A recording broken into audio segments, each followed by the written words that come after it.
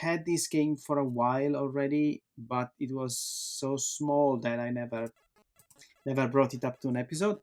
Anyway, the game is called Plyuk, Okay. and it's a game by RetroSoul, which Hey, there they we are talk again. already about so many games by RetroSouls, but they're always very well done, in my opinion. Hmm. They always look very nice graphically, and they're simple games you can very quickly get into.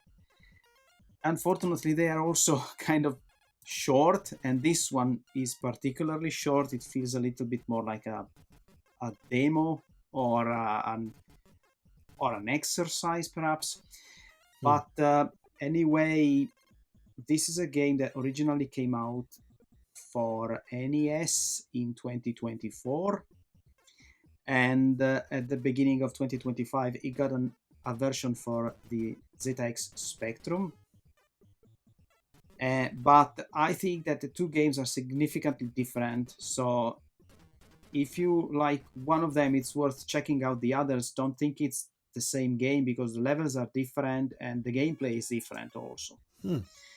But overall, it's a very simple puzzle platformer, as usual with me. With the story is that you are Plyuk or a Plyuk. Not sure if it's a creature type or an individual trapped in a maze, which is really a series of rooms. And you have this ability that you can clone yourself.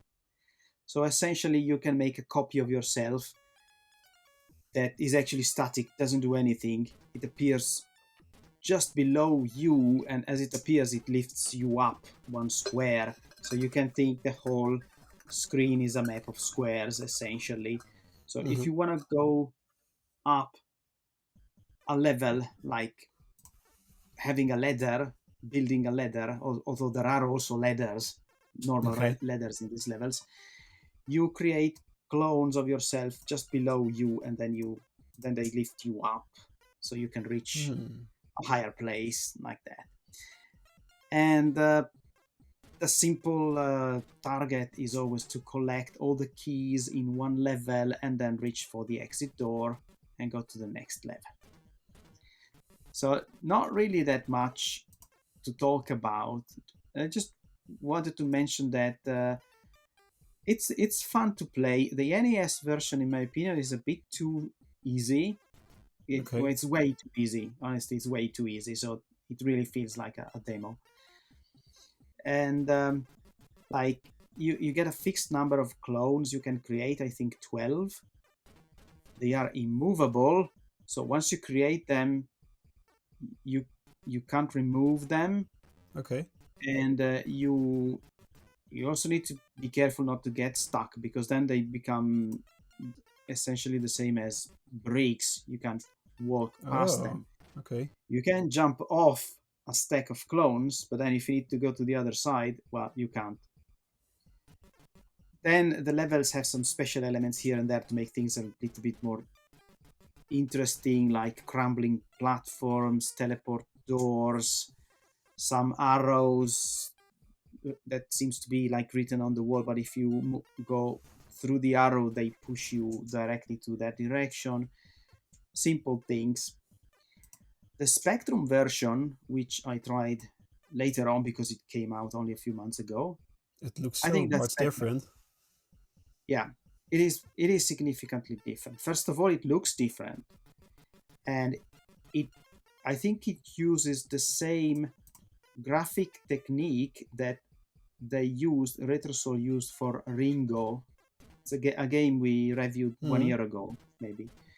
So, unlike the usual Spectrum games, it has no color clash, but the resolution is very small, so you have huge it's pixels. it's so. It, I thought, is this footage zoomed in or is it just? yeah, yeah, It's exactly.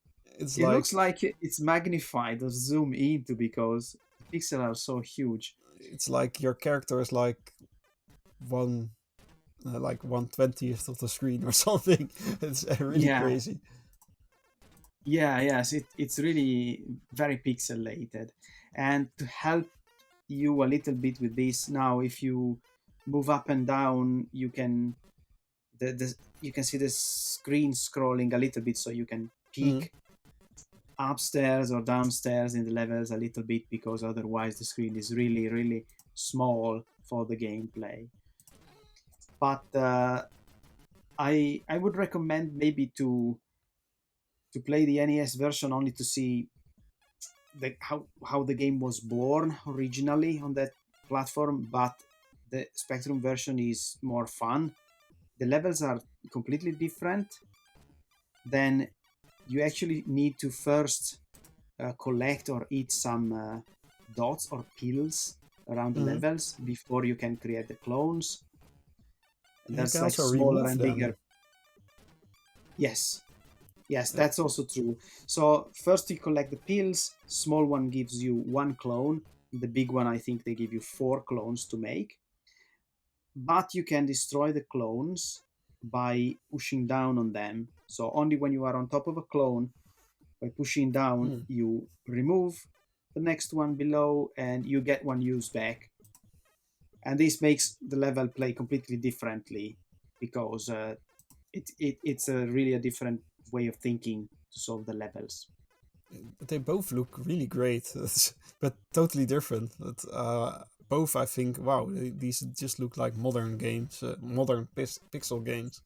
Uh, yeah, it's Yeah, they're pretty nice. The sprites are very simple, but I think they're cute, and you get some more variance in the Spectrum version, because every few levels the style of the levels changes.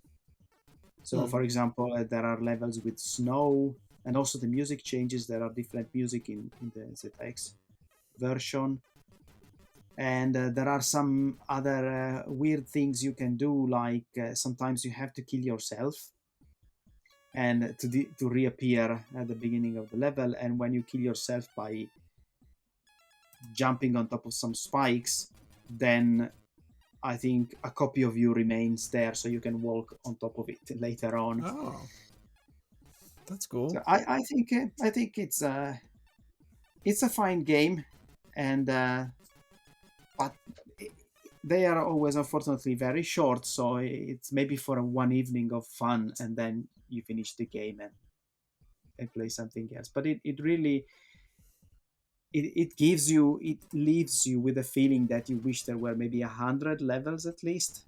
Mm, But I know that, well, level creation is very time consuming, because you need to test everything. yeah, So and also there's have to be like difficulty scaling and stuff like that. So yeah, especially with puzzle games, it can be very hard to. And also these guys create a game every 2 months or yeah, I think yeah, it's crazy how yeah. much they create. I think they So have lots of ideas, and by now they know how to implement them. But probably they just want to go to the next one quickly. Anyway, both these versions are name your own price on each.io, so it doesn't hurt to try them out. And then if you want to mm, contribute, also you can do so freely. So they make so many cool of these client little little games. That's yeah they.